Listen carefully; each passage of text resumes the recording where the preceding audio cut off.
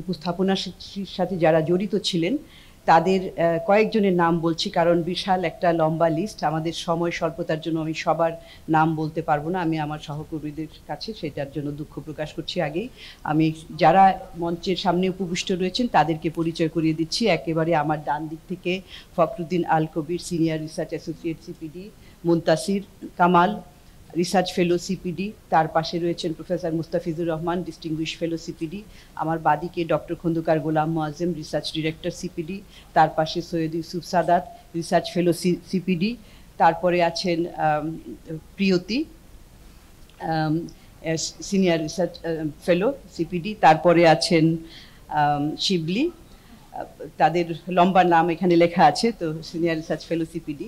এবং আমার পিছনে অনেকেই রয়েছেন, আমি তাদেরকে ধন্যবাদ জানিয়ে, এবং তাছাড়া আমি যেটা বলেছি আমাদের ডায়ালগ এবং কমিউনিকেশন বিভাগ এবং প্রশাসন বিভাগ, অর্থ বিভাগ, তারা প্রত্যেকেই আমাদের এই উপস্থাপনাটি প্রস্তুতে সহায়তা করেছেন এবং গতকাল সারা রাত ধরে তারা কাজ করেছেন আমাদের সাথে।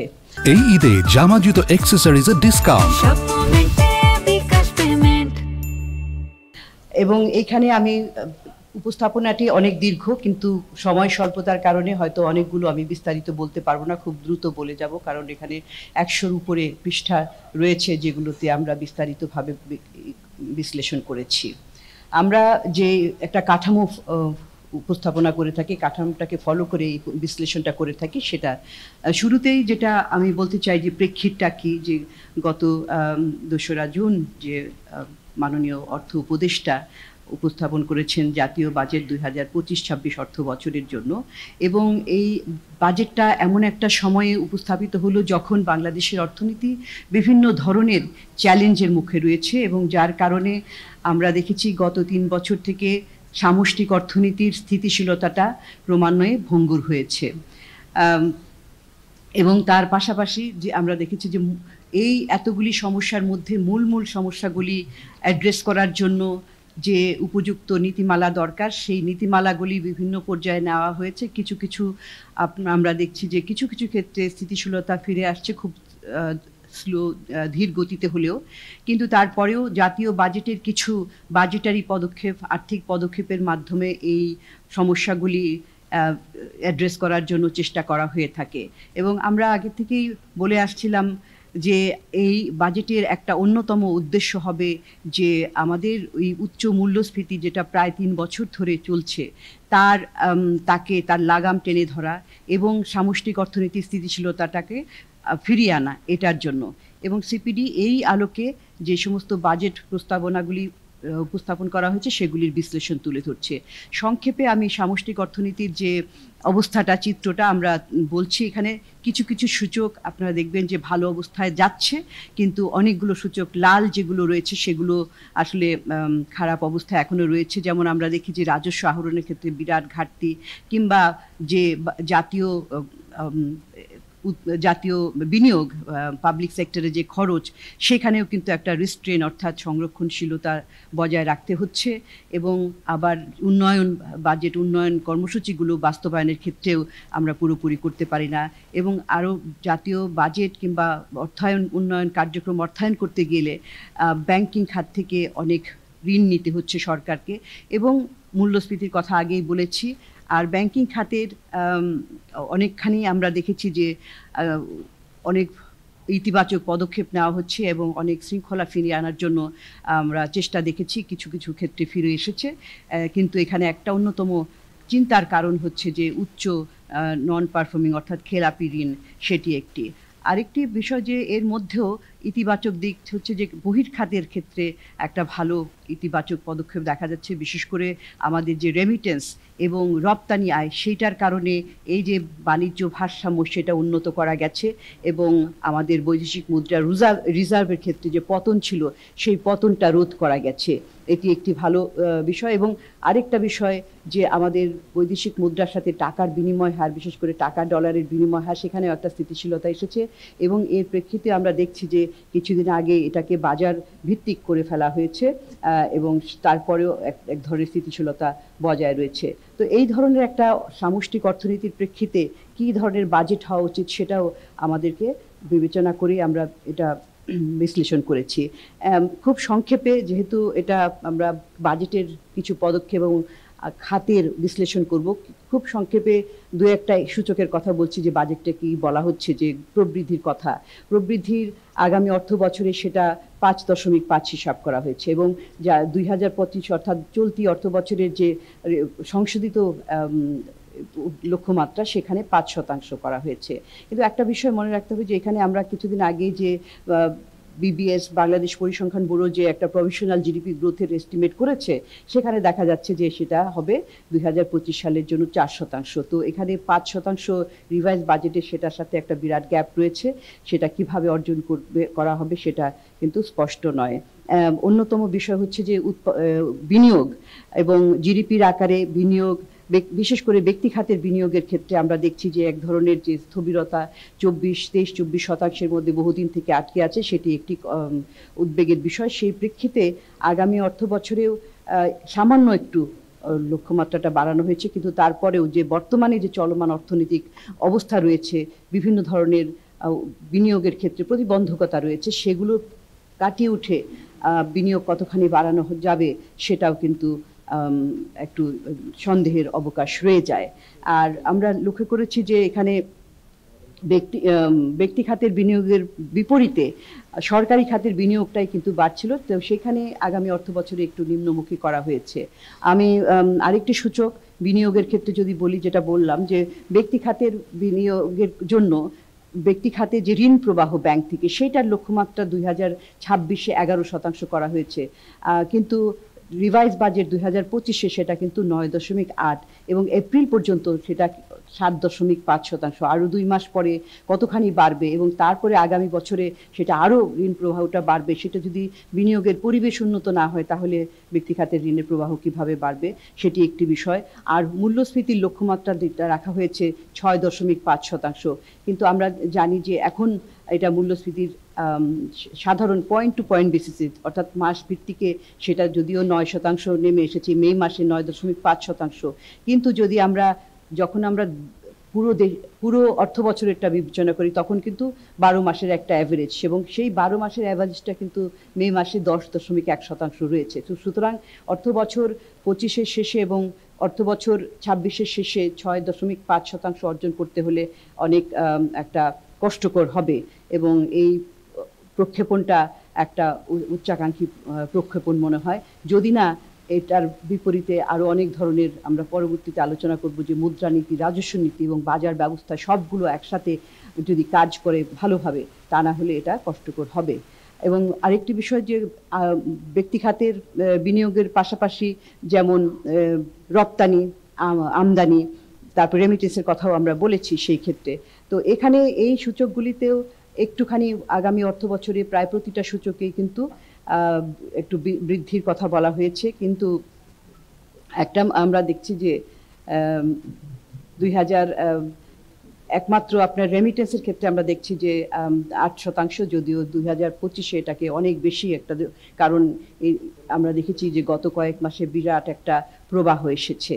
আর আরেকটা বিষয় শুরুতে বলেছিলাম যে আমাদের যে বিনিময় হারের ক্ষেত্রে এক ধরনের স্থিতিশীলতা বজায় রয়েছে, তারপরেও একটা চিন্তার বিষয় রয়ে যায় যে ভবিষ্যতের এটা স্থিতিশীলতা কতখানি, কিন্তু আমরা জানি যে কেন্দ্রীয় ব্যাংক থেকে বিভিন্ন ধরনের সেফগার্ড মেজার নেওয়া হয়েছে। এবং আরেকটা হচ্ছে যে ঋণ অর্থাৎ দায় দেনা, এটার উপরেও কিন্তু একটা চিন্তা রয়ে যায় যে আমরা যে দেখি যে আমাদের বহির খাতের জন্য বাইরের ঋণ এবং অভ্যন্তরীণ ঋণ দুটোই কিন্তু বাড়ছে এবং জিডিপির আকারে বাড়ছে। তো সামগ্রিকভাবে আমি সংক্ষেপে এখানেই শেষ করছি যে ওভারঅল সামগ্রিকভাবে যে ম্যাক্রো ইকোনমিক কাঠামোটা দেওয়া হয়েছে, সেখানে যে প্রক্ষেপণগুলো করা হয়েছে আগামী অর্থ বছরের জন্য, সেটা একটা আশাব্যঞ্জক প্রক্ষেপণ করা হয়েছে। সেই আশাব্যঞ্জক আমরা আশা করব যে সেটা বাস্তবায়ন হবে, কিন্তু কিছু কিছু ক্ষেত্রে আমরা একটু ইতিমধ্যে বলেছি যে সেগুলো অর্জন করা কিন্তু কষ্টকর হবে। বাজেটের অন্যতম বিষয় হচ্ছে যে আর্থিক কাঠামো, এখানে কোথা থেকে কিভাবে অর্থ মোবিলাইজ করা হবে সেইটা একটা গুরুত্বপূর্ণ বিষয়, কারণ সেখানে পরবর্তীতে সেটা রাষ্ট্রীয় কার্যক্রমে ব্যয় করা হয়, উন্নয়ন কার্যক্রমে।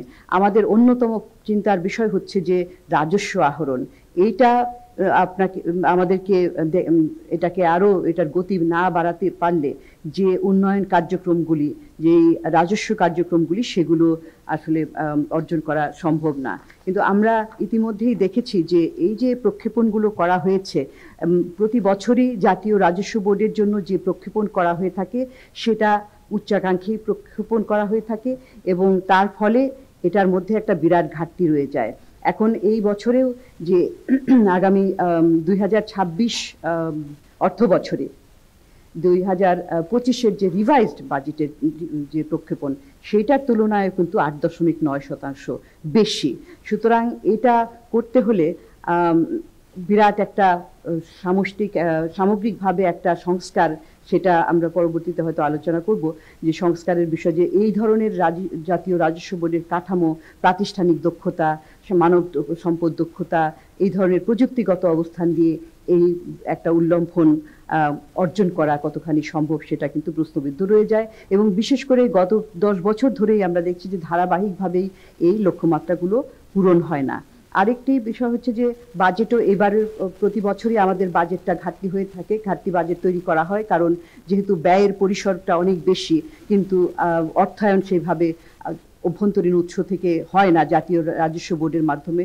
সেই কারণে কিন্তু যে ঘাটতিটা সেটা এই বছরে একটু কম রাখা হয়েছে, কারণ দুটো কারণে। একটি হচ্ছে যে মূল্যস্ফীতির হার অনেক বেশি, সেটা আরো বেশি ব্যয় করলে মূল্যস্ফীতিকে উস্কে দিতে পারে। দ্বিতীয়ত হচ্ছে যে আমাদের সম্পদের অপর্যাপ্ততা জাতীয় রাজস্ব বোর্ড থেকে। তো সেই জন্য এই 3.6% মধ্যে আসবে আমাদের অভ্যন্তরীণ উৎস থেকে ব্যাংক বরোয়িং এবং সেভিংস সার্টিফিকেট বিক্রি করে, এবং বাইরের বাকিটা আসবে বৈদেশিক উৎস থেকে। এবং তারপরে রেভিনিউ, এখানে আমরা একটা হিসাব দেখিয়েছি, যে আগেই বলেছি যে লক্ষ্যমাত্রাটা কত। এখানে আমরা এই মার্চ মাসের প্রাপ্ত তথ্যের ভিত্তিতে যে হিসাবটা করেছিলাম, যে 2025-এর যে অরিজিনাল যে বাজেটের অরিজিনাল প্রক্ষেপণ যেটা করা হয়েছিল, সেটার তুলনায় এই বছরের অরিজিনাল প্রক্ষেপণ সেইটা যদি করা হয়, যেটা ছিল 25-এর 4,36,000 এবং 26-এর 5,64,000, তো এখানে প্রবৃদ্ধিটা কতখানি। তো এই যে এই বিরাট একটা জাম্প, এই মার্চ মাস পর্যন্ত যদি ধারাটা বাহিকতাটা দেখি, সেটা যদি বজায় থাকে আগামী কয়েক মাসের মধ্যে বিরাট উল্লম্ফন না হয় যদি, তাহলে কিন্তু আমাদেরকে এই প্রায় 29.4% হারে এটা বাড়তে হবে আগামী কয়েক মাসের মধ্যে, যেটা কিনা একটা অসম্ভব ব্যাপার। এবং সেটা হিসাব করলে আরো 1,28,000 কোটি টাকার একটা ঘাটতি পড়বে। আরেকটি বিষয়, যে এখানে ব্যয়ের বিষয়ে আমি চলে যাই, আর আর্থিক কাঠামোর অন্যতম গুরুত্বপূর্ণ বিষয়। এখানে দেখছি যে আমরা বরাবরের মতোই যে দুটো জায়গা, একটা হচ্ছে যে জনপ্রশাসনে জনসেবার খাতে সবচেয়ে বেশি বরাদ্দ থাকে এবং ইন্টারেস্ট পেমেন্টে, এবং যার কারণে বাজেটের একটা বড় অংশ এখানে চলে যায়। আর আরেকটি বিষয় হচ্ছে যে বাজেটের যে জনপ্রশাসন এবং বিদ্যুৎ এবং জ্বালানি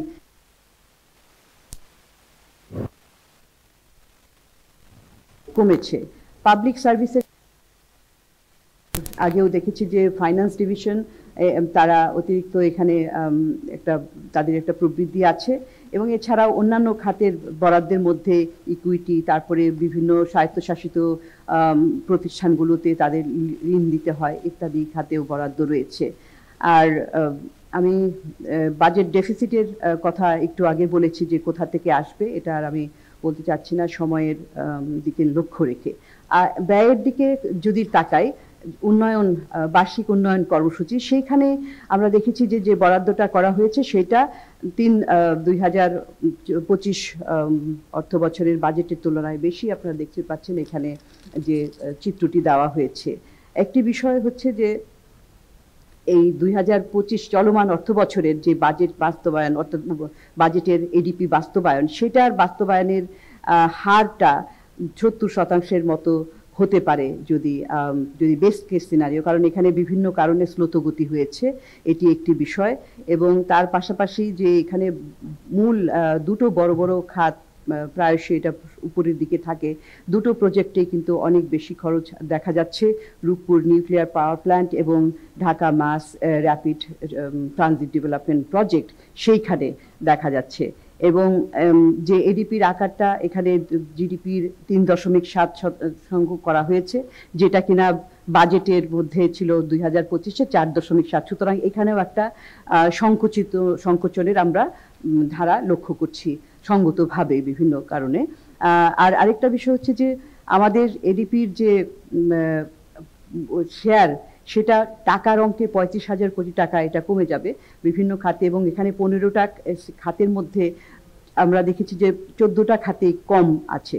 কিন্তু এখানে একটা উদ্বেগের বিষয় হচ্ছে যে কৃষি খাত, শিক্ষা, স্বাস্থ্য এইগুলোতে টাকার অঙ্কে বরাদ্দ কম, এবং এটা চিন্তার কারণে এই কারণে আমরা মানব সম্পদের উন্নয়নের কথা বলছি, এবং কৃষি খাতের বরাদ্দের সাথে কিন্তু খাদ্য নিরাপত্তাটা সরাসরি প্রত্যক্ষভাবে জড়িত। এবং এখানে 5টি যদি মূল খাত দেখি যারা সর্বোচ্চ তারা বরাদ্দ পেয়েছে, এর মধ্যে ট্রান্সপোর্টেশন, কমিউনিকেশন, পাওয়ার, এনার্জি বরাবরের মতোই উপরের দিকে আছে, এবং শিক্ষাও রয়েছে, স্বাস্থ্য রয়েছে, তবে তাদের বরাদ্দ অন্যান্যগুলোর তুলনায় অনেক কম রয়েছে।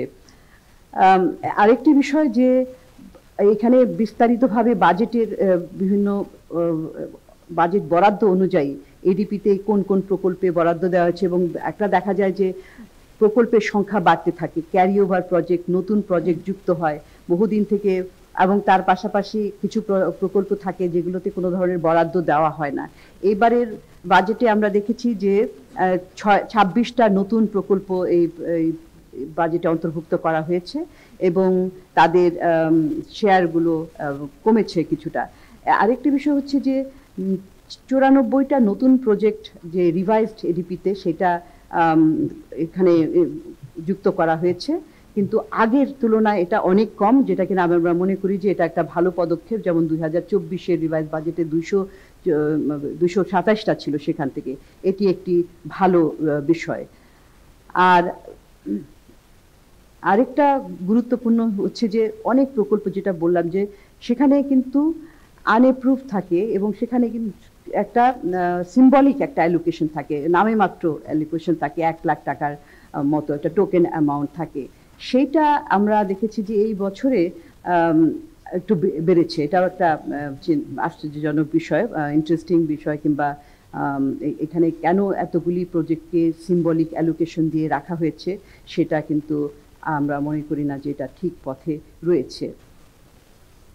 আর সময় পার হয়ে যাচ্ছে, এইরকম প্রকল্পের সংখ্যা প্রচুর, এবং অ্যাভারেজে আমরা দেখেছি যে 969টা প্রজেক্ট কিন্তু বিনিয়োগ প্রজেক্ট, এগুলোর গড় বয়স 5.5%, 5.5 বছর এগুলোর। এবং তারপরে রয়েছে যে 338টি প্রকল্প, এগুলোর বয়স 6 থেকে 10 বছর, তারপর রয়েছে 10 বছরের উপরে রয়েছে এরকম প্রকল্পগুলো। অর্থাৎ কিন্তু এখানে উদ্বেগের কারণটা হচ্ছে যে যত দেরি হয় সেখানে কিন্তু অর্থেরও একটা অপচয় হয়, একটা গুণমানের প্রশ্ন থাকে এগুলো। এখানে আমরা একটা লিস্ট দিয়েছি যে মেগা প্রকল্পগুলো, সেই প্রকল্পগুলোর যে তাদের বাস্তবায়নের যে সীমারেখা, সময়সীমা ছিল, সেগুলো কি আছে, এবং প্রোগ্রেস যদি দেখি তাহলে কি ওই সময়সীমার মধ্যে বাস্তবায়ন হতে পারবে কিনা সেগুলো দেখা গেছে। সেটা যদি আমরা দেখি তাহলে আমরা দেখছি যে এখানে 20টা যে মেগা প্রজেক্ট আমরা দেখছি, তাদের যেই হারে বাস্তবায়ন হচ্ছে এটা একটা চিন্তার বিষয়। কারণ এই 20টার মধ্যে 8টা প্রকল্প 2026 অর্থ বছরের মধ্যে সম্পন্ন হওয়ার কথা, কিন্তু এটার এই ধারাবাহিকতায় যদি বাস্তবায়ন হয় তাহলে এই প্রকল্পগুলোর কোনোটাই বাস্তবায়ন হবে না 2026-এর মধ্যে। সুতরাং এটার গতিময়তা বৃদ্ধি করা খুবই গুরুত্বপূর্ণ। এখন আমরা এসে যাই আর্থিক পদক্ষেপ, বিশেষ করে কর কাঠামো, কর ব্যবস্থাপনা ইত্যাদির দিকে আমরা যদি নজরে যাই, সেটা বিশেষ করে সাধারণ মানুষের জন্য অত্যন্ত গুরুত্বপূর্ণ। আমরা লক্ষ্য করেছি যে পার্সোনাল ইনকাম ট্যাক্স, ব্যক্তি কর আয়ের কাঠামোর মধ্যে একটা পরিবর্তন আনা হয়েছে, এবং সেখানে যে ট্যাক্স স্ল্যাব, যেটা করের বিন্যাস, সেটাকে 7টা থেকে 6টা কমানো হয়েছে, এবং তারপরে হচ্ছে যে বিভিন্ন এখানে ধাপে করের যে পরিবর্তনটা করা হয়েছে, যে 5 থেকে 10%, 10 থেকে 15% ইত্যাদি। এবং এই যে আমরা দেখেছি যে এটা একটা ভালো পদক্ষেপ, যে করমুক্ত আয়ের সীমা 3.5 লাখ টাকা থেকে 3,75,000 টাকা করা হয়েছে। কিন্তু একটা বিষয় লক্ষ্য করবেন যে সেগুলো কিন্তু কার্যকরী হবে 2026-27 থেকে, 2026-27 এবং 2027-28 অর্থ বছরের রিটার্ন দেওয়ার সময় সেগুলো। কিন্তু আমরা যদি এখনই সেটাকে বাস্তবায়ন করতে পারতাম তাহলে কিন্তু সাধারণ মানুষের উপরে সেটা আরো বেশি ভালো ইতিবাচক প্রভাব ফেলতে পারত, কারণ ইতিমধ্যেই মূল্যস্ফীতির চাপ অনেকখানি বেড়েছে এবং 2 বছর আগামী বছর অর্থাৎ 2026-27 যখন এটা বাস্তবায়ন হবে তখন কিন্তু পণ্যের জিনিসপত্রের দাম কিংবা মূল্যর স্তর আরো অনেক বেড়ে যাবে। এটি একটি বিষয়। আরেকটি বিষয় হচ্ছে যে এই যে আপনার মাঝখানে যে করের স্ল্যাবগুলা পরিবর্তন করা হলো, সেই পরিবর্তনের ফলে প্রকৃত অর্থে কাদের উপর যে এই করটা বেশি বাড়ছে, কাদের ক্ষেত্রে এখানে আমরা দেখি যে এই মধ্য আয়ের মধ্যে যারা রয়েছে 6 লাখ টাকার যাদের আয় বার্ষিক তাদের 12.5%, 10 লাখ তাদের 16.7%, 15 লাখ তাদের 16.7%, আবার তার উপরে তাদের হচ্ছে 7.6%। অর্থাৎ যারা মধ্যম এবং নিম্ন আয়ের মধ্যে তুলনামূলকভাবে তাদের উপরে কিন্তু এই প্রবৃদ্ধিটা বেশি হবে। অর্থাৎ এখানে কিন্তু আমরা যে করের বৈষম্য দূরীকরণের কথা বলছি, কর ব্যবস্থার এইটার ফলে বৈষম্যটা দূর হচ্ছে না, বরঞ্চ এটা একটা বাড়ার দিকেই আমরা দেখছি। এখন যদি আমরা করের আরেকটি বিষয় হচ্ছে কর্পোরেট কর, সেটার মধ্যে কিছু কিছু ভালো পদক্ষেপ নেওয়া হয়েছে, কিন্তু খুব একটা বেশি নয়। একটি হচ্ছে যে কর্পোরেট কর যে লিস্টেড কোম্পানি তাদের যে 20% এটা করা হয়েছে, এবং কর্পোরেট কর নন লিস্টেড কোম্পানি তাদের জন্য এটা 25% থেকে 27.5% বাড়ানো হয়েছে, যে তারা যাতে লিস্টেড হয় পুঁজি বাজারে সেটার জন্য। এবং কর্পোরেট কর যারা মার্চেন্ট ব্যাংক আছেন তাদের জন্য লিস্টেড, তাদের জন্য এটা 37.5% থেকে 27.5% কমানো হয়েছে। এগুলো ভালো পদক্ষেপ আমরা মনে করি। কিন্তু একটা বিষয়, এবং এটা হচ্ছে যে যেটা বললাম যে যাতে কিনা তারা পুঁজিবাজারে তারা লিস্টেড হতে পারে। কয়েকটা এখানে অনেকগুলো পণ্যের উপরে বিভিন্ন ধরনের করের হারের পরিবর্তন আনা হয়েছে। কোনো কোনো ক্ষেত্রে শুল্ক শূন্য করা হয়েছে, কোনো কোনো ক্ষেত্রে কমানো হয়েছে, কোনো কোনো ক্ষেত্রে বাড়ানো হয়েছে। বিরাট লিস্ট আছে, ইতিমধ্যেই মিডিয়াতেও অনেক এটা নিয়ে আলোচনা হয়েছে। আমি সবগুলোকে হয়তো বলতে পারবো না সময়ের কারণে, কিন্তু একটা যদি দেখি যে ট্যাক্স ডিডাক্টেড অ্যাট সোর্স, এটা অর্থাৎ টিডিএস, এখানে অনেকগুলো কন্ট্রাক্টরদের জন্য তাদের 7 থেকে 5% কমানো হয়েছে। এটা এক্ষেত্রে তো রেভিনিউ রাজস্ব আদায় এটা কমবে, কারণ এটা হচ্ছে যে এখানে অনেক বিরাট পরিমাণ একটা অঙ্ক থাকে, রাজস্ব আহরণ এটা কমবে এই ক্ষেত্রে। তারপরে ইন্টারেস্ট সার্ভিস, সেটার উপরে যে টিডিএস, সেখানেও কিন্তু 10 থেকে 5% কমানো হয়েছে। এটা আইটি এবং ডিজিটাল সার্ভিস, এইটার দামটা কমবে আশা করা যায়, এবং যারা ইন্টারনেট ব্যবহার করে তাদের উপরে একটা ইতিবাচক প্রভাব পড়বে। তারপরে বিদ্যুৎ ক্রয় করা, সেটার উপরে টিডিএস 6% থেকে 5% কমানো হয়েছে। এটা পাওয়ার ডিস্ট্রিবিউটর যারা আছে তাদের খরচটা কমবে এতে, এবং আমরা আশা করি যে সেটা ভোক্তাদের উপরে ইতিবাচক প্রভাব পড়বে। তারপরে যেটা হচ্ছে যে সিকিউরিটিজের উপরে যে ইন্টারেস্ট, সেটা 5 থেকে 10% বাড়ানো হয়েছে। এটার ফলে বিনিয়োগকারীরা তাদের যে নেট রিটার্ন এটা কমবে, এবং বিশেষ করে এটা যারা ক্ষুদ্র সেভার্স, যারা ক্ষুদ্র সঞ্চয়ী, তাদের উপরে একটা নেতিবাচক প্রভাব পড়বে। রেন্ট পেমেন্ট এটা বাড়ানো হয়েছে 5 থেকে 10%, এবং এটা সাধারণভাবে আমরা দেখি যে এরা যারা বাড়ি ভাড়া নেয় তাদের উপরে পড়বে। আরেকটা হচ্ছে যে অ্যাডভান্স ইনকাম ট্যাক্স, এআইটি, যেগুলো বাণিজ্যিকভাবে গাড়ি ব্যবহার করা হয়, সেইখানে একটা পরিবর্তন আনা হয়েছে, যে বিশেষ করে বাণিজ্যিকভাবে ট্রাক, লরি এবং ট্যাঙ্ক এগুলো। তো সেখানে যে পরিবর্তনটা আনা হয়েছে তার ফলে সরকারের যে এটা বাড়ানো হয়েছে হারটা, সরকারের রেভিনিউ এটা বাড়বে আশা করা যায়। কিন্তু আরেকটা বিষয় হচ্ছে যে জনগণের উপরে সেই বাড়তি ব্যয়টা পাস অন করে দেওয়া হবে, এটা একটা আশঙ্কা তো রয়েই যায়। এবং তারপরে যে বিভিন্ন ধরনের যে ফাইল, রিটার্নের ফাইল জমা দেওয়ার, ওটার ওই ধরনের ফান্ডের উপরে যে রয়েছে, যেমন ধরেন প্রভিডেন্ট ফান্ড, গ্র্যাচুইটি ফান্ড, এইগুলোর উপর থেকে যে ট্যাক্স রিটার্নের যে জমা দেওয়ার, ফাইল রিটার্ন জমা দেওয়ার যে ব্যবস্থা, সেটাকে এক্সেম করা হয়েছে।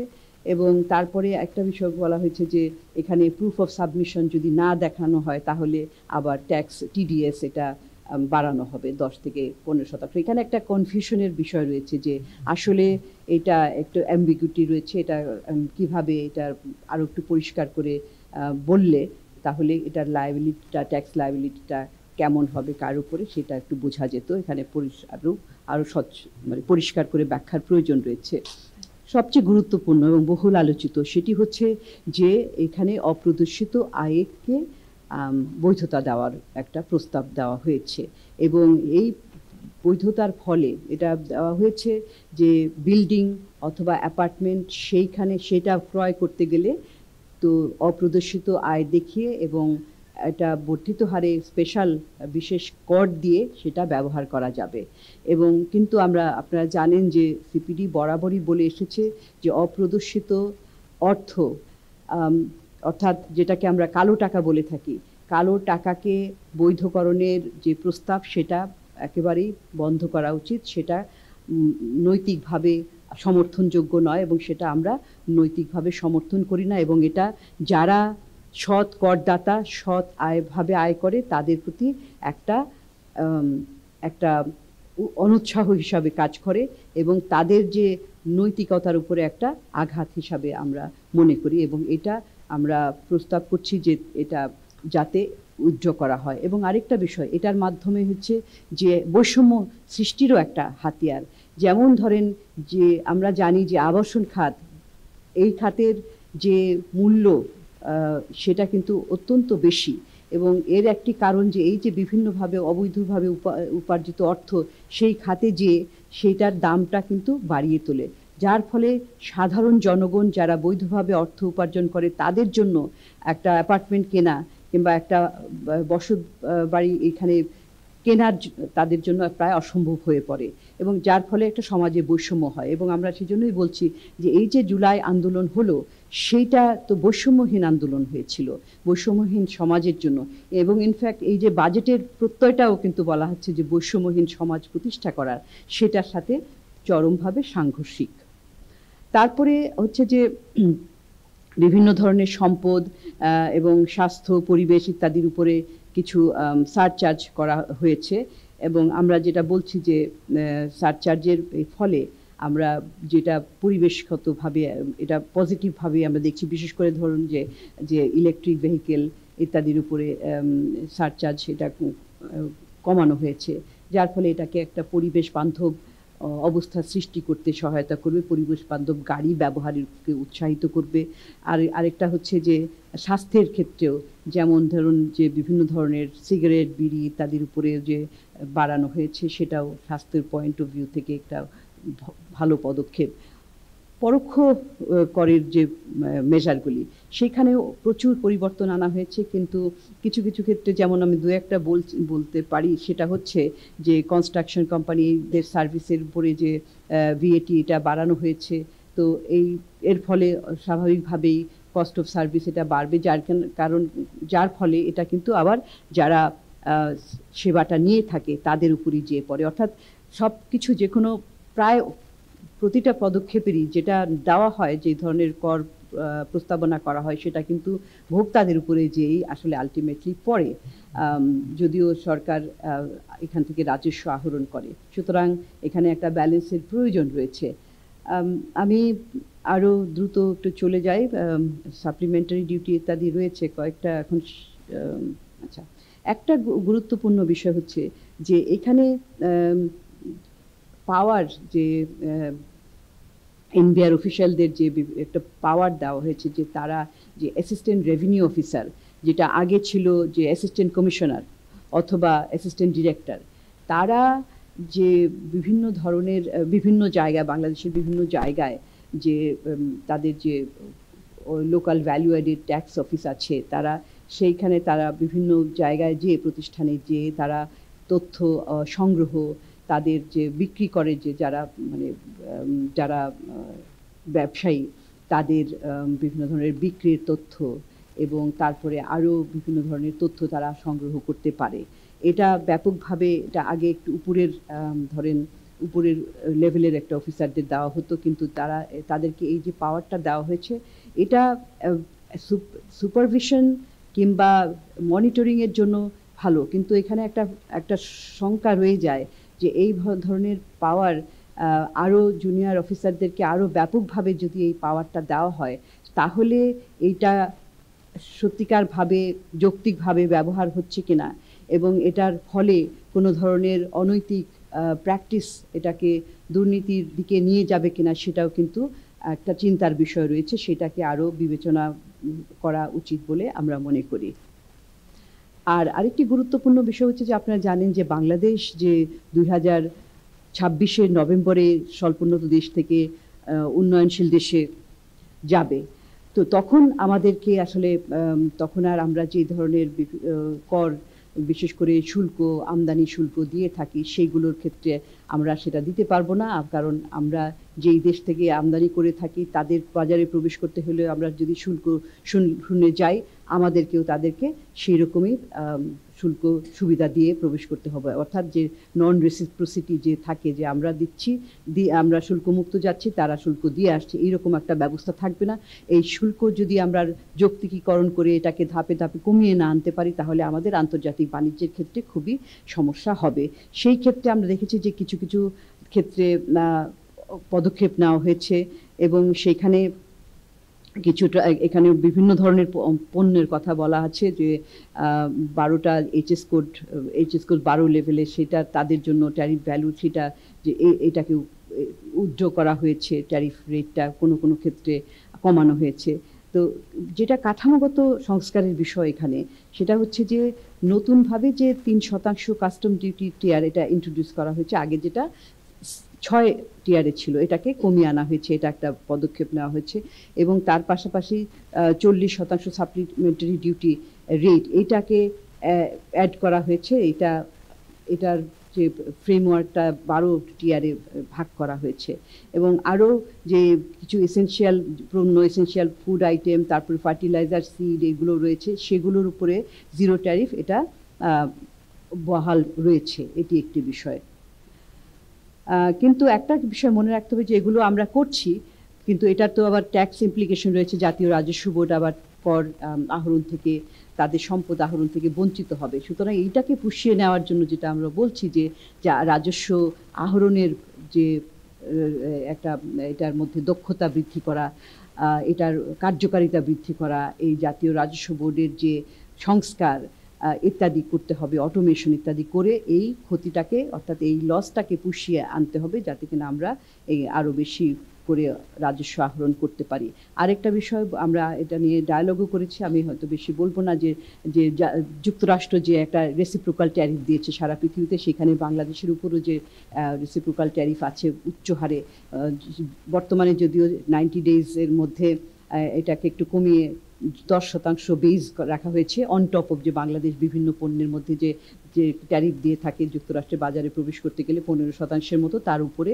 কিন্তু এই ক্ষেত্রে বিভিন্ন ধরনের উদ্যোগ নেওয়া হচ্ছে, বিভিন্ন পণ্যের শুল্ক কমানো, শূন্য শুল্ক যুক্তরাষ্ট্রকে বাজার সুবিধা দেওয়ার জন্য আমরা এটাকে প্রস্তাবনা দেওয়া হয়েছে। কিন্তু এখানেও একটা মনে রাখতে হবে যে যুক্তরাষ্ট্রকে যদি বাজার সুবিধা দেওয়া হয় শূন্য শুল্কে, অন্যান্য দেশকেও দিতে হবে, কারণ এটা বিশ্ব বাণিজ্য সংস্থার যে মোস্ট ফেভার নেশনস ক্লজ, অর্থাৎ একজনকে দিলে সবাইকে দিতে হবে, সেটার মধ্যেও পড়ে। তার মানে হচ্ছে যে এখানে জাতীয় রাজস্ব বোর্ড হয়তো অনেক ধরনের, অনেক পরিমাণের একটা রাজস্ব আহরণ থেকে তারা বঞ্চিত হবে। সেটার জন্য কিন্তু আসলে বাণিজ্য এবং রাজস্ব ব্যবস্থাপনা দুটোর ক্ষেত্রে সংমিশ্রণে একটা সুচিন্তিত পদক্ষেপ নিতে হবে। এবং যেটা বললাম যে জাতীয় রাজস্ব বোর্ডের সম্পদ আহরণের ক্ষেত্রে দক্ষতা বাড়ানো ছাড়া আসলে কোনো আর উপায় নেই। এখন যাচ্ছি যে আরেকটি বিষয় আমরা এখানে বিশেষভাবে উল্লেখ করতে চাই, যে এই যে বিভিন্ন ধরনের কর প্রস্তাবনা নেওয়া হয়, সেটা কি কতখানি জাস্টিসের বিবেচনায় নেওয়া হয়, ন্যায় বিচারের বিবেচনায় নেওয়া হয়। আমরা দেখেছি যে কতগুলি পদক্ষেপ নেওয়ার ফলে কিন্তু সেগুলো আসলে স্বল্প আয়ের লোকেদের উপরে, মধ্যম আয়ের উপরে লোকেদের উপরে বেশি পড়ে, যারা উচ্চ বিত্ত কিংবা যারা আরও বেশি আয় করেন তাদের চাইতে। সেটাই একটা ন্যায় বিচারের বিষয়। আরেকটা হচ্ছে যে আমরা ইয়ের কথা বললাম, কালো টাকার কথা বললাম, তারপরে হচ্ছে যে বিভিন্ন ধরনের এক্সামশন দেওয়া হতো সেগুলো। তো এগুলো সুচিন্তিতভাবে যদি না দেওয়া হয় তাহলে এই জাস্টিসটা প্রতিষ্ঠিত হয় না। লিস্টেড কোম্পানি, কর্পোরেট ট্যাক্সের কথা বলেছি আমরা, এই আগের ব্যাখ্যার সাথে এটার বেশ একটা সংযোগও রয়েছে। এবং আরেকটি বিষয় যে ডিজিটাল সাবমিশন একটা করেছে এই পদ্ধতিটা, এটা খুবই ভালো, ম্যান্ডেটরি করছে এবং আগামী বছর থেকে এটা করা হবে। খুব একটা আমরা এটাকে ভালো পদক্ষেপ হিসাবেই দেখছি। তো এটার যদি আরও বাস্তবায়নের জন্য আরও সর্বোচ্চ প্রচেষ্টা চালাতে হবে। আমি এখন খাতওয়ারি বরাদ্দের দিকে চলে যাচ্ছি। প্রথমেই যদি আমরা দেখি যে শিক্ষার কথা, শিক্ষার এটা হচ্ছে যে আমরা এর আগে শুরুতে বলেছিলাম যে বার্ষিক উন্নয়ন কর্মসূচিতে শিক্ষার বরাদ্দ কম হয়েছে। আমরা যদি বাজেটের দিকে তাকাই, মোট বাজেটের মধ্যে, তাহলে এখানে শিক্ষা খাতে 2026-এ এখানে বাজেটের শেয়ার হিসাবে বাড়ানো হয়েছে 12.11%, 2025-এ যেটা ছিল 11.88%। যদি জিডিপির আকারে দেখি সেটা কিন্তু আবার দেখি যে আমরা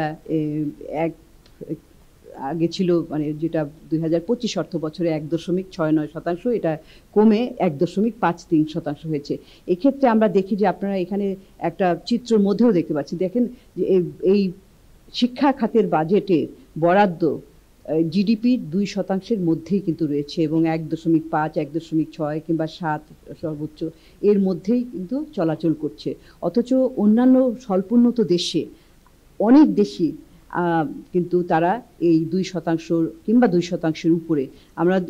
আমরা একটা তথ্য যেগুলো 2023 পর্যন্ত তথ্য পাওয়া গেছে, সেখানে আমরা দেখি যে 2016 থেকে 2023 এই সময়ে যেই শিক্ষা খাতে বরাদ্দ হয়েছে তার মধ্যে বাংলাদেশের অবস্থান কিন্তু তৃতীয় নিম্নতম। তো অন্যান্য 39টা দেশ, সম্পূর্ণ দেশ অন্তত, তারা এই 2 কিংবা 2-এর বেশি বরাদ্দ করে থাকে। আমি বরাদ্দের দিকে যাচ্ছি, মানে এটার অর্থ এই না যে আমরা বাস্তবায়নের দিকেও আমরা কিন্তু খুব চিন্তিত, কারণ বরাদ্দ কম হওয়ার আরও একটি কারণ থাকে যে অনেক মন্ত্রণালয় সেগুলো কিন্তু ব্যয় করতে পারে না। শিক্ষার পাশাপাশি আমরা চলে যাই স্বাস্থ্যের দিকে, কারণ সময় খুব কম। সেটা হচ্ছে যে এখানে বাজেটের অ্যালোকেশন যদি দেখি তাহলে একটু বেড়েছে, এবং কিন্তু আমরা দেখি যে ডেভেলপমেন্ট বাজেটে, আবার যে উন্নয়ন বাজেটে সেখানে কম বেড়েছে, আর অনুন্নয়ন খাতে সেখানে বেড়েছে। সেটি একটি চিন্তার বিষয় যে যেটা ব্যয়টা বাড়ে সেটার গুণগত মান কেমন সেটাও কিন্তু আসলে চিন্তার বিষয় রয়ে যায়। এবং জিডিপির আকারে এখানে আরও একটু খারাপ অবস্থা, সেটা হচ্ছে যে এটা কিন্তু 1%-এর কম। 2025-এ 0.75% ছিল, এটা আরও কমে 0.67%। তো এই ধরনের একটা বরাদ্দ দিয়ে আমরা কি ধরনের স্বাস্থ্যসেবা আশা করতে পারি সেটা কিন্তু সহজেই অনুমেয়।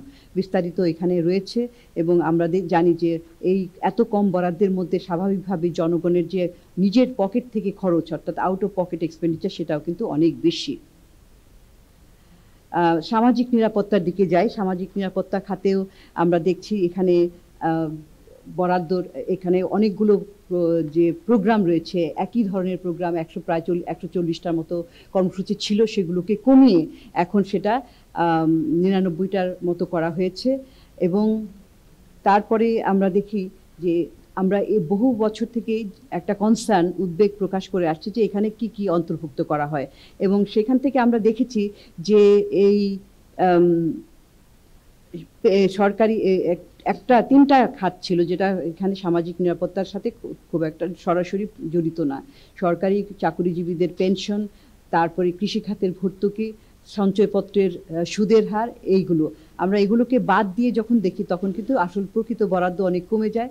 এই বছরে দেখলাম যে সঞ্চয়পত্রের উপর যে সুদটা, এটা কিন্তু সুদের পরিমাণটা এটা সরানো হয়েছে, কিন্তু তার পাশাপাশি আবার রয়ে গেছে সরকারি চাকরিজীবীদের পেনশন এবং কৃষি ভর্তুকি, সেটাই কিন্তু বাজেটের অনেকখানি নিয়ে যায়। সেখান থেকে আমরা বারবার বলছি যে প্রকৃতভাবে সেটাকে সরিয়ে প্রকৃত ব্যয়টা দেখাতে হবে, তাহলে কিন্তু এখানে বরাদ্দ কিংবা এটাকে বিশ্লেষণ কিংবা সরকারের নীতি নির্ধারণে সহায়তা হয়। একটা লিস্ট দিয়েছি, অনেক খাতে কিন্তু বরাদ্দ কমেছে এবং অনেক কিছু কিছু ক্ষেত্রে সামান্য বেড়েছে। সেটা বাড়ানোটাকে আমরা সাধুবাদ জানাই, কিন্তু বাড়ানোর পরিমাণও 50 টাকা থেকে 100 টাকা মাথা পিছু, সেটাও কিন্তু উচ্চ মূল্যস্ফীতির প্রেক্ষিতে খুব কম। কৃষি খাতের দিকে চলে যায়, অন্যতম আরেকটি গুরুত্বপূর্ণ খাত। কৃষি খাতের মধ্যে যে সমস্ত কৃষি এবং আরও তার সাথে সংশ্লিষ্ট খাতগুলো রয়েছে, তার মধ্যে এখানে কিছুটা বেড়েছে, 2025-এর রিভাইজ বাজেটের তুলনায় বেড়েছে, কিন্তু আবার আমরা যদি দেখি যে মৎস্য এবং পশু সম্পদ কিংবা পানি সম্পদ ইত্যাদির ক্ষেত্রে, এইগুলোর ক্ষেত্রে একটা কমেছে, এবং সামগ্রিকভাবে এটা কমার কারণ হচ্ছে যে উন্নয়ন বাজেটে এদের বরাদ্দ কম রয়েছে।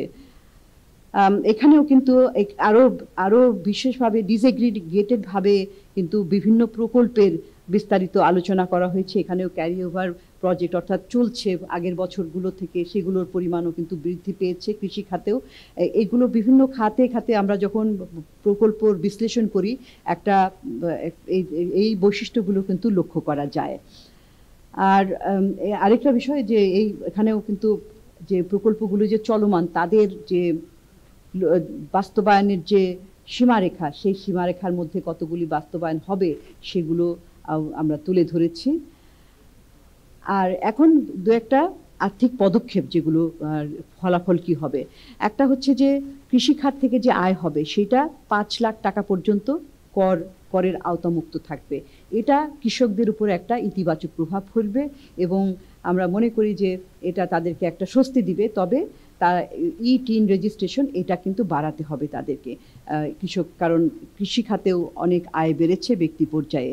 আর তারপরে হচ্ছে যে কোল্ড স্টোরেজ মেশিনারি, এগুলোর উপরে করের ডিউটির এক্সাম্পশন দেওয়া হয়েছে, এটাও একটা ইতিবাচক প্রভাব, কারণ এটার উপরে একটা পোস্ট হারভেস্ট যে উৎপাদগুলো পণ্যগুলো রাখতে হয়, সেটার জন্য রিটেনশন রাখা ভালো হবে এবং এটার মধ্যে থেকে ক্ষয়ক্ষতি কম হবে, ইতিবাচক। তারপরে ফ্রুট ব্যাগস, এটা ডিউটির উপরে একটা রিডাকশন অর্থাৎ কমানো হয়েছে। এটার একটা পজিটিভ ইতিবাচক প্রভাব রয়েছে, কারণ এটা যেমন পেস্ট ফ্রি মুক্ত এবং গুণমান সম্পন্ন ফল উৎপাদনের জন্য এটা ভালো। তবে আরেকটা বিষয় হচ্ছে যে এখানে যারা কৃষক রয়েছেন তাদের মূল্য, হারভেস্ট প্রাইস বাড়াবে, বিশেষ করে যারা রপ্তানি করছেন। এটা আমরা বলছি যে এটা একটা ভালো পদক্ষেপ রয়েছে। আরও ভালো পদক্ষেপের মধ্যে যে র মেটেরিয়ালস এবং পেস্টিসাইডের জন্য যে র মেটেরিয়ালস, এটার ইম্পোর্ট ডিউটি কমানো হয়েছে। এটা দুটা ভাগে আমরা ভাগ করেছি, যে উৎপাদনকারী যারা রয়েছে তাদের জন্য একটা ইতিবাচক, কিন্তু আসলে সামগ্রিকভাবে এটা পরিবেশের জন্য তো একটা নেতিবাচক প্রভাব। এবং যে এগ্রি গুডস, প্রয়োজনীয় কৃষি পণ্যগুলো, সেটার উপরে যে উইথহোল্ডিং ট্যাক্স আছে সেটা কমানো হয়েছে। এটা একটা সামগ্রিকভাবে কৃষকদের উপরে ইতিবাচক প্রভাব পড়বে। এবং তারপরে হচ্ছে যে ম্যানুফ্যাকচারিং কম্বাইন হারভেস্টার যারা আছে, তাদের যে বিভিন্ন অংশ, বিশেষ এগুলো পার্টসগুলো ব্যবহার, যন্ত্রাংশ, ক্ষুদ্র যন্ত্রাংশ ব্যবহার করা হয়, সেটার উপরে ট্যারিফ কমানো হয়েছে। এটা একটা ইতিবাচক প্রভাব পড়বে বলে আমরা মনে করি। এবং এখানে আরও একটা বিষয় হচ্ছে যে এইখানে টাস্কফোর্সের যে একটা হয়েছিল, সেখানে অনেকগুলো কৃষি খাতের ক্ষেত্রে বেশ কিছু সুপারিশমালা করা হয়েছিল, সেগুলো কতখানি প্রতিফলিত হয়েছে আমরা এটা দেখেছি। আরেকটি গুরুত্বপূর্ণ খাত, সেটা হচ্ছে যে কর্মসংস্থান এবং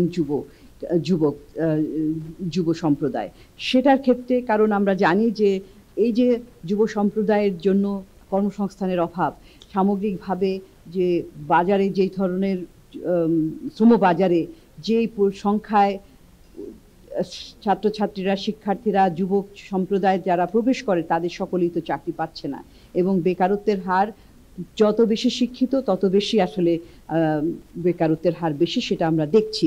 তো সেই প্রেক্ষিতে যে সমস্ত মন্ত্রণালয় সরাসরি কর্মসংস্থান তৈরির সৃষ্টির জন্য যারা দায়িত্বপ্রাপ্ত তাদের মধ্যে যে ministry of labour and employment, ministry of youth and sports, ministry of education, industry, এরকম যে মন্ত্রণালয়গুলো রয়েছে তাদের তাদের ক্ষেত্রে বরাদ্দ আমরা এখানে দেখেছি। একটা বিষয় হচ্ছে যে কিছুটা একটা প্রকল্প রয়েছে বিশ্ব ব্যাংকের সহায়তা, ইকোনমিক অ্যাক্সিলারেশন এবং রিজিলিয়েন্স প্রকল্প ফর নিট, অর্থাৎ যেটা আমরা জানি যে যারা শিক্ষা কিংবা শিক্ষা, কর্মসংস্থান, প্রশিক্ষণ কোনোটাতেই নাই, সেই রকম জনসংখ্যা নিটের মধ্যে থাকে, তাদের এইটার ফলে কিন্তু বরাদ্দটা দেখা যাচ্ছে বেশি। এখানে এই চিত্রের মধ্যে দেখা যাচ্ছে যে কিভাবে বাজেটের অংশ হিসাবে বাড়ছে, যে যুব এবং যুবক মন্ত্রণালয় এবং খেলাধুলা, ইউথ অ্যান্ড স্পোর্টস মন্ত্রণালয় দুটো একসাথে, এবং এখানেও একটা বিষয় রয়েছে যে দুটোকে একসাথে করে দেওয়া হয়েছে। এখানে আলাদা করার প্রয়োজন রয়েছে, ওটাও আলোচিত হয়েছে। সেখানে বরাদ্দগুলো কিন্তু মোট বাজেটের মধ্যে খুবই কম। এবং আরেকটি বিষয় হচ্ছে যে লেবার অ্যান্ড এমপ্লয়মেন্ট, সেখানেও কিন্তু 1% নিচে বরাদ্দগুলো রয়েছে। প্রকল্পের ক্ষেত্রেও এখানে আমরা দেখছি যে বহু প্রকল্প আছে, সেখানে যে সবসময় বরাদ্দ খুব যুক্তিযুক্তভাবে রয়েছে তা না। প্রকল্পগুলোর মধ্যে বেশিরভাগই কিন্তু ডিউ ডেটে বাস্তবায়ন হওয়ার সম্ভাবনা নাই। অনেক ধরনের আরও কর্মসূচি রয়েছে বিভিন্ন খাতে, বিশেষ করে যে আরএমজি এবং লেদার ইন্ডাস্ট্রিদের জন্য যে একটা প্রকল্প রয়েছে সেটা এখনো পর্যন্ত অ্যাপ্রুভ করা হয়নি। আমরা এখানে উল্লেখ করেছি। সময়ের সংক্ষিপ্ততার জন্য আমি খুব দ্রুত চলে যাচ্ছি, কারণ আরেকটা এমপ্লয়মেন্টের আরেকটা সুযোগ হচ্ছে যে বাইরে যারা কাজ করতে চায়, কারণ আমাদের শ্রমবাজার এত বিস্তৃত হয়নি, সেটা একটি বিষয়। আমাদের অনেকেই বাইরে কাজ করতে যাচ্ছে, সেটাও বাড়ানো যেতে পারে, সেটি একটি বিষয়। আমরা বলেছি যে কত টাকা তাদের পিছনে খরচ হয়, সেখানে কিন্তু বরাদ্দ খুবই কম হচ্ছে এখানে। আর আরেকটি গুরুত্বপূর্ণ খাত, সেটা না বললেই নয়, সেটা হচ্ছে যে ক্ষুদ্র এবং মাঝারি প্রতিষ্ঠান, ব্যবসা প্রতিষ্ঠান, কারণ এটা থেকে আমাদের জিডিপির একটা উল্লেখযোগ্য অংশ আসে এবং এখান থেকে কর্মসংস্থানও হয়। কিন্তু আমরা দেখছি যে এই খাতের জন্য যে বিশেষ করে যে মিনিস্ট্রি অফ ইন্ডাস্ট্রি, শিল্প মন্ত্রণালয়ের যে বরাদ্দটা, সেটা 2026 অর্থ বছরে যে প্রস্তাব করা হয়েছে মোট বাজেটের 0.24%, এবং অনেক দিন থেকে এটা কিন্তু একটা নেতিবাচক ধারার মধ্যে রয়েছে, যেটা কিনা এই এসএমই খাত এর জন্য, উন্নয়নের জন্য মোটেই একটা সহযোগী পদক্ষেপ নয়। কারণ আমরা জানি যে এসএমই খাতের বিশেষ করে অ্যাক্সেস টু ফান্ড খুবই একটা গুরুত্বপূর্ণ বিষয়। তারা অনেকেই সহজ শর্তে পর্যাপ্ত অর্থ পায় না, এটা একটা বাধা হিসাবে কাজ করে। যেই পদক্ষেপ কর ব্যবস্থাগুলি নেওয়া হয়েছে, সেখানে আমরা বিশ্লেষণ করে দেখেছি যে তাদের যে কিছু যে একটু আগে কৃষির ক্ষেত্রে যেটা বললাম, যে কম্বাইন্ড হারভেস্টার প্রোডাকশনের জন্য যে যন্ত্রাংশ, আমদানিকৃত যন্ত্রাংশ, সেটার একটা কর কমানো হয়েছে, সেটার জন্য ইতিবাচক এবং একটা পর্যায়ে একটা অংশেই নেতিবাচক, একটা অংশে ইতিবাচক প্রভাব পড়বে। এবং কোল্ড স্টোরেজের জন্য যে ডিউটি রিলিফ দেওয়া হয়েছে, ভালো পদক্ষেপ।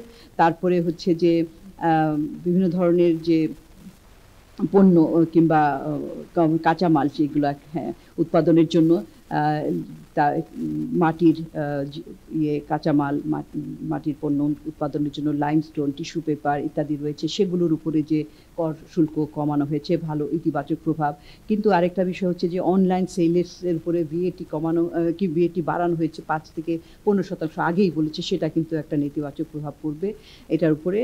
যারা ক্ষুদ্র উদ্যোক্তা এবং ইসেনশিয়াল যে টুলসগুলো রয়েছে, সেটার উপরেও কিন্তু 5 থেকে 7.5% ভিএটি বাড়ানো হয়েছে, এটাও নেতিবাচক প্রভাব পড়বে। এবং যেটা এক্সাইজ ডিউটি এক্সাম্পশন, এটা একটা ভালো, যে 1 লাখ টাকা থেকে 3 লাখ টাকা পর্যন্ত এক্সাম্পশনের এটা থ্রেশহোল্ডটা বাড়ানো হয়েছে।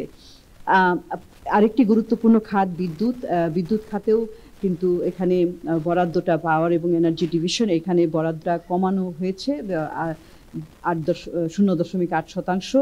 এখানে তারপরে পাওয়ার ডিভিশনের যে সামগ্রিকভাবে 2000 রিভাইজ বাজেটের তুলনায় এটা 6.1% কম হয়েছে।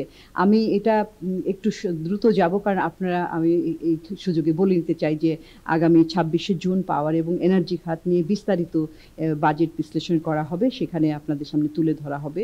আমি এনার্জি খাতেও দেখছি আমাদের এখানে মূল বিষয়টা হচ্ছে যে এই যে একটা আমরা অনেক দিন থেকেই বলে এসেছি যে আমাদের গ্যাস উত্তোলনের জন্য বিনিয়োগ করা দরকার, এক্সপ্লোরের জন্য সেখানে একটা বরাদ্দ দেওয়া হয়েছে যে ড্রিলিং গ্যাস প্রোডাকশন ওয়েলের জন্য। এটা একটা ভালো পদক্ষেপ বলে আমরা মনে করি।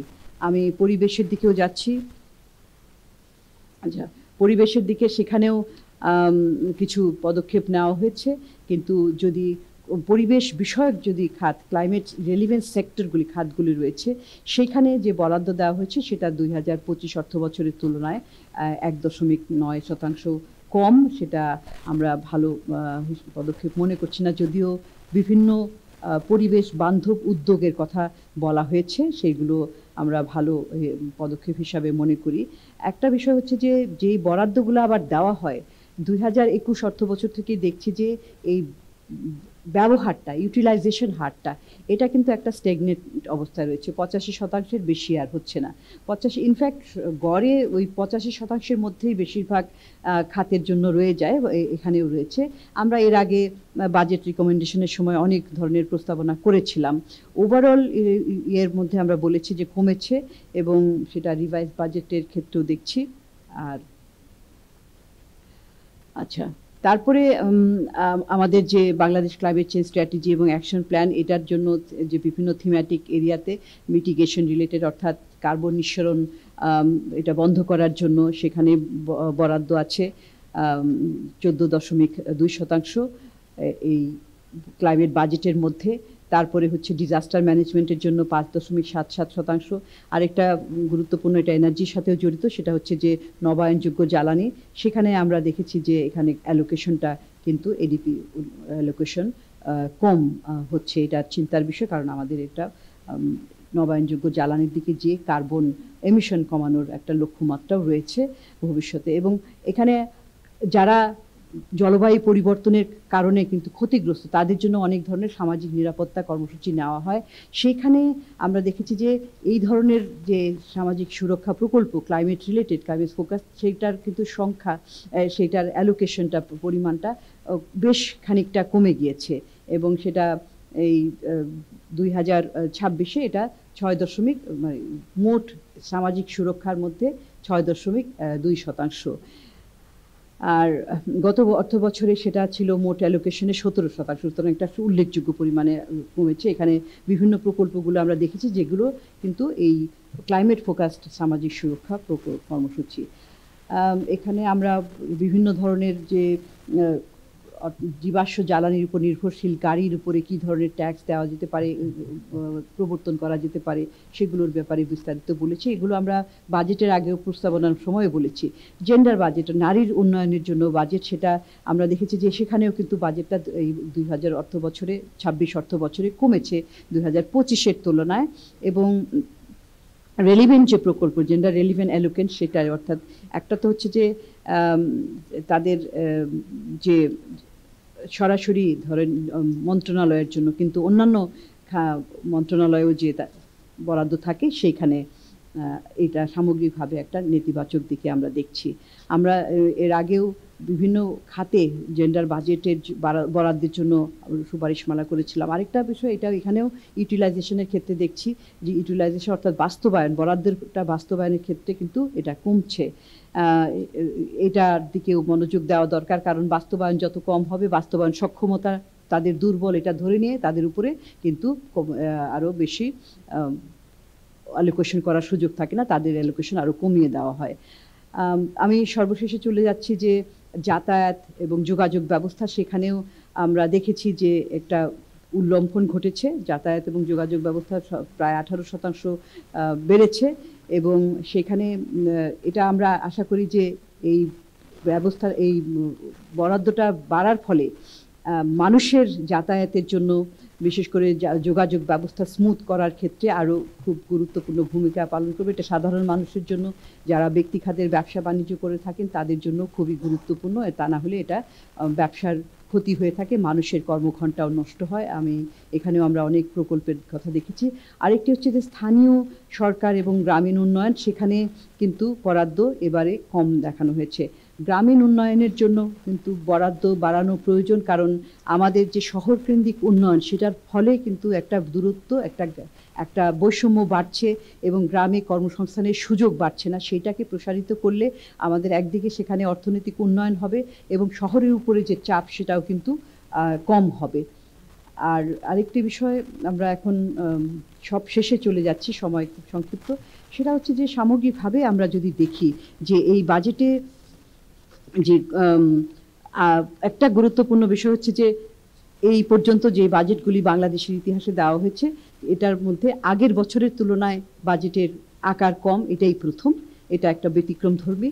এবং আরেকটা হচ্ছে যে বাজেটের উদ্দেশ্যটা এখানে বলা হয়েছিল, বাজেটের বিভিন্ন জায়গায় পড়লে নাম থেকে শুরু করে বিভিন্ন জায়গায় যে ওভারঅল সেখানে বলা হয়েছে সামগ্রিক উন্নয়নের দিকে নজর দেওয়া হবে, শুধুমাত্র প্রবৃদ্ধির দিকে না দিকে সামগ্রিক উন্নয়ন এবং জনগণের উপরে কিন্তু নজর দেওয়া হবে। একদিকে বলা হচ্ছে প্রবৃদ্ধির বাইরে সামগ্রিক উন্নয়ন এবং ভৌত অবকাঠামোর বাইরে যে মানুষের উন্নয়নের উপরে নজর দেওয়া হবে।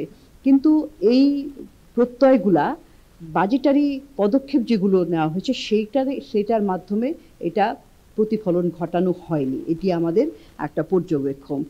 অনেক ধরনের ইতিবাচক পদক্ষেপ নেওয়া হয়েছে, যেমন অনেক ক্ষেত্রে কর কমানো হয়েছে, কর অবকাশ দেওয়া হয়েছে, বিভিন্ন বরাদ্দ বাড়ানো হয়েছে এবং প্রণোদনা দেওয়া হয়েছে। সেগুলো আমরা অস্বীকার করছি না, এগুলোকে ভালো পদক্ষেপ হিসাবে আমরা মনে করছি।